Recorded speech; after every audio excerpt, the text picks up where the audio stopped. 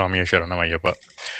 So சுவாமி ஐயப்பன் கோயில் வந்து கேரளால இருக்கு. ஸோ தமிழ்நாடு, ஆந்திரா, கேரளா அங்கேருந்து நிறைய பேர் வந்து அவர பார்ப்பாங்க. ஸோ அவருக்கு வந்து தர்மசாஸ்தா, ஹரிஹரபுத்திரன், மணிகண்டன் என்ற பெயரெல்லாம் அழைக்கப்படுகிறார்.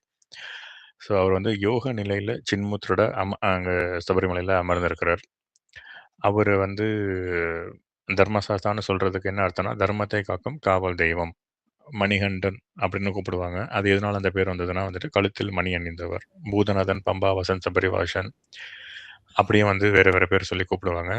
ஐ பிளஸ் அப்பன், ஐயப்பன். ஐ என்கிறது நான்.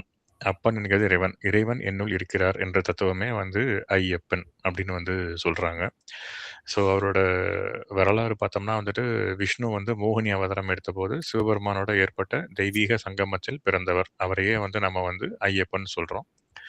அவர வந்து ஹரிஹரன் அப்படின்னு சொல்லுவாங்க. சிவன வந்து நம்ம ஹரன் அப்படின்னு சொல்லுவோம். விஷ்ணுவ ஹரின்னு சொல்லுவோம். ஸோ அவங்க 2 பேத்தோட சக்தி ஒன்றிணைந்து அவதாரமாக பிறந்தனால் ஹரிஹரபுத்திரன் அப்படின்னு அழைக்கப்படுவார். ஸோ அவர் வந்து பம்பா நதிக்கரையில ஒரு குழந்தையாக கிடைச்ச குழந்தைய அந்த பந்தல மன்னர் வந்துட்டு எடுத்துட்டு வந்து வளர்த்துட்டு இருந்தாரு. ஸோ அந்த குழந்தை வந்து அவர் கண்டு எடுக்கும்போதே தங்க மணி வந்து அவரோட கழுத்துல இருந்திருக்கு. அதனால அவருக்கு பேர் வந்து மணிகண்டன் அப்படின்னு சூட்டியிருக்கிறாங்க. ஸோ சின்ன வயசுலயே அந்த காலத்துல இருக்க மாரி குருகுல கல்விக்கெல்லாம் அனுப்பும்போது, அதில வந்து அவருக்கு வந்து எல்லா கலையிலும் தேர்ச்சி பெற்று தெய்வீக ஞானம், அபார வீரம் எல்லாமே வந்து சிறந்து விளங்கி வந்து காட்டிட்டு இருந்தாரு. ஸோ அப்படி இருக்கும்போது வந்துட்டு, அந்த ராஜாவுக்கே வந்து ஒரு மகன் வந்து பிறக்குறாங்க. ஸோ அந்த மகன் பிறந்தப்போ வந்துட்டு, அங்க இருக்கிற அவங்களுக்கு வந்து ஒரு இது வருது. எங்க வந்து மணிகண்டன் வந்து நாளைக்கு வந்து அரச பொறுப்பு எடுத்துக்குவாரோ! நம்ம பையனுக்கு கிடைக்காம போயிருமோ! அப்படின்னு சொல்லிட்டு, அவங்க வந்துட்டு அவங்களுக்கு ஒரு வயித்து வலி இருக்கிற மாரியும், அது சரியாகணும்னா வந்து காட்டுல போயி புலிப்பால் கொண்டு வந்தா தான் வந்து அது சரியாகும் அப்படின்னு சொல்லி சொல்றாங்க. ஸோ இவர் வந்து சரி நான் போய் எடுத்துட்டு வரேன் அப்படின்ட்டு போறாரு. அங்க போகும்போது வந்து மகிஷிய மகிஷிய வந்து என்ற அரக்கிய வந்து அழிக்கிறார். ஸோ அத அழிச்சிட்டு அப்புறமா வந்து புலிப்பால் எடுத்துட்டு புலி மீதே ஏறி வந்து திரும்பி வந்து மன்னர் குடும்பத்துக்கு வராரு. ஸோ வந்துட்டு பால குடுக்குறாங்க. ஸோ அவங்கலாம் ஆச்சரியப்படுறாங்க. இவ்வளோ சின்ன பையனா இருக்கும்போது இவர் வந்துட்டு இதையும் வந்து பண்ணிட்டாரே அப்படின்ட்டு. அப்புறம் அவங்க தப்ப வந்து உணர்ந்து அவங்க வந்துட்டு கூடயே இருக்க சொல்றாங்க. பட் ஐயப்பன் வந்துட்டு இல்ல நான் வந்து வேலை வந்து எனக்கு முடிஞ்சுது. நான் வந்து யோக நிலையில வந்துட்டு இருந்து எல்லாருக்கும் வந்து இந்த கலியுகத்துல எல்லாருக்கும் வந்துட்டு அருள் புரிவேன் அப்படின்னு சொல்லிட்டு அவர் வந்து சபரிமலை அந்த இடத்துலேருந்து ஒரு அம்பு விடுறாரு. அந்த அம்பு வந்து சபரிமலையில விழுது. அப்போ அத பந்தல ராஜா கிட்ட சொல்லிடுறாங்க. எங்க வந்து இந்த அம்பு விழுகுமோ, அங்க வந்து எனக்கு வந்து ஒரு கோயில் கட்டுங்க. அந்த கோயில்ல வந்து நான் இருந்து வரவங்க எல்லாத்துக்கும் நான் வந்து இது பண்ணுவேன் அப்படின்னு சொல்றாங்க. ஸோ அதுதான் வந்து இப்போ சபரிமலை. அதுக்கு சீசன் அப்படின்னு பார்த்தா வந்துட்டு, பொதுவா எல்லாருமே வந்துட்டு நவம்பர், டிசம்பர், ஜனவரி அப்போ வந்து ரொம்ப விசேஷமா வந்துட்டு நெறைய பேர் வந்து மாலை போட்டுட்டு இந்தியால பல இடத்துலேருந்து அவர வந்து பார்ப்பாங்க. பத்தனம்திட்டா அப்படின்ற டிஸ்ட்ரிக்ட்ல வந்து 18 புனித மலைகள் சூழப்பட்ட இடத்துல அவர் வந்து இருக்காரு. அங்க வந்து மண்டல பூஜை, மகர விளக்கு பூஜை, மாதாந்திர பூஜைகள் அதெல்லாம் நடக்கும். மண்டல பூஜை அப்படிங்கிறது வந்துட்டு அந்த நவம்பர்லேருந்து ஜனவரி டிசம்பர் வரைக்கும் நடக்கிறது. மகர விளக்கு வந்து ஜனவரி 1லேருந்து ஜனவரி 16 வரைக்கும் நம்ம பொங்கல் வரைக்கும் நடக்கும். அது இல்லாம வந்து எவ்ரி மந்த் வந்து 5 டேஸ் தமிழ் மந்த் அந்த கேரளா கேலண்டர் படி தான் வந்து கோயில் தொறப்பாங்க. எல்லா நாளும் 365 டேஸ் தொறந்திருக்காது. மத்த கோயில் மாரி சபரிமலை. ஸோ, அந்த சபரிமலை போறதுக்கு ஆக்சுவலா வந்து 2 பாதை இருக்கு அப்படின்னு சொல்லுவாங்க. ஒண்ணு வந்து எரிமேலியிலேருந்து பெரிய பாதை அப்படின்னு சொல்லிட்டு 41 கிலோமீட்டர் வந்து நடந்து போற மாரி போவாங்க. அதுவும் வந்துட்டு ஆக்சுவலா ஜனவரிலேருந்து அந்த மகர விளக்கு பூஜை அப்போ மட்டும் தான் வந்து அது தொறப்பாங்க. அப்பதான் ஆக்சுவல் ப்ராசஸ் படி போணும். பட் இப்பலாம் நெறைய பேர் வந்துட்டு அந்த அளவுக்கு ஃபாலோ பண்ணாம எல்லாரும் வந்து இந்த நவம்பர், டிசம்பர்லயே போக ஆரம்பிக்கிறாங்க. சின்ன பாதை அப்படின்னு அவங்க சொல்றது, அது வந்து ஒரு 4 கிலோமீட்டர். அது பம்பா நதிக்கரையிலேருந்து சபரிமலைக்கு வந்து எல்லாருமே நடந்து போவாங்க. ஸோ ஐயப்பன் வழிபாட்டின் சிறப்பு அப்படி அதுன்னு என்ன சொல்லணும்னா, நம்ம ஒழுக்கம், சமத்துவம், துறவறம், ஆன்மீக ஒழுக்கம். இத வந்து சொல்றது தான் வந்து ஐயப்பனோட வழிபாடு.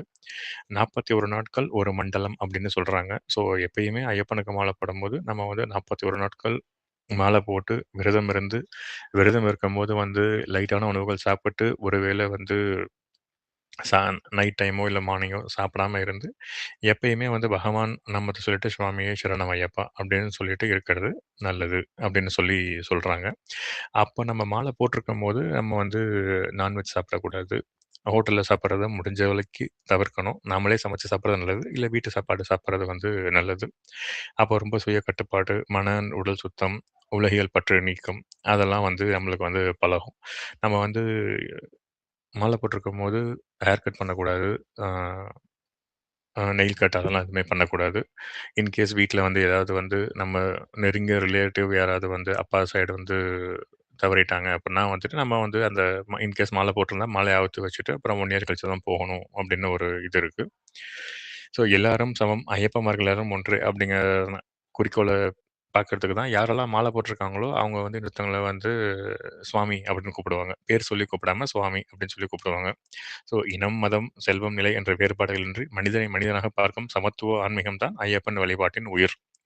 ஸோ ஐயப்பனுக்கு 6 ஃபேமஸ் கோயில் கேரளாலயே இருக்கு. ஒண்ணு வந்து சபரிமலை, அடுத்தது வந்து அங்க சபரிமலையில வந்துட்டு பிரதான ஆலயம். இங்க வந்து ஐயப்பன் வந்து நித்திய பிரம்மச்சாரியா துறவற ரூபத்தில் அருள்பாலிக்கிறார்.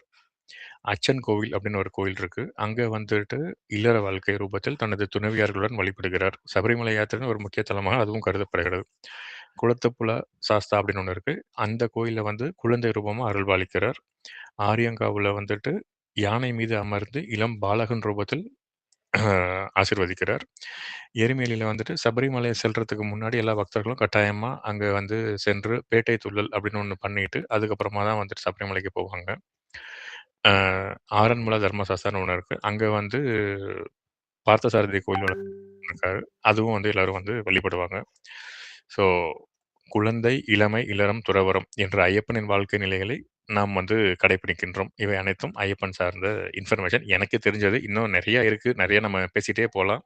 ஸோ என்னோட பர்சனல் எக்ஸ்பீரியன்ஸ் வந்து அங்க நான் போக ஆரம்பிச்சதுலேருந்து வாழ்க்கையில வந்துட்டு ஒரு ஒரு வருஷமும் வந்துட்டு நம்ம வந்து முன்னேறத வந்து நான் ஃபீல் பண்றேன். அங்க 18 படி இருக்கு. அந்த 18 படியிலயும் 18 தேவர்கள் வந்து இருக்கிறதா வந்து ஒரு ஐதீகம் இருக்கு. அந்த 18 படிகளுக்கும் வந்து படி பூஜை அப்படின்னு வந்து ஒண்ணு சொல்லுவாங்க. ஸோ அது வந்து கிட்டத்தட்ட வந்து இன்னொரு 30 இயர்ஸ்க்கோ, 40 இயர்ஸ்க்கோ ஆல்ரெடி புக்கிங் ஆயிடுச்சு. ஸோ யாராவது புக் பண்ணணும் அப்படின்னா கூட வந்து புக் பண்ண முடியாது. அந்த அளவுக்கு வந்து அது வந்து ரொம்ப இதுவா வந்து போயிட்டுருக்கு. ஸோ இதுக்கு வந்து மாலை போட்டுட்டு வரவங்க மட்டும் தான் வந்து 18 படி ஏறி இடுமுடி கொண்டு வந்து தான் சாமிய பார்க்க முடியும். இன்கேஸ் மாலை போடாம போகணும் அப்படின்னா, அதுக்கு வந்து தனியா 18 படி ஏறாம சைடு வழியா வந்து ஒரு என்ட்ரன்ஸ் வச்சிருக்காங்க. அதில போய் சுவாமிய பார்த்துட்டு வரலாம். ஜென்ரலா லேடீஸ்க்கு வந்து பிலோ 10 இயர்ஸ், அபவ் 50 இயர்ஸ்க்கு மேல தான் வந்து அலோவ் பண்றாங்க இப்ப ஐயப்பனுக்கு. ஸோ வாய்ப்பு குடுத்தமைக்கு நன்றி. சுவாமியே சரணம் ஐயப்பா! சுவாமியே சரணம். ரொம்ப சிறப்பான சுவாமியே செய்திகள் சரணம் நிறைய ஐயப்பா.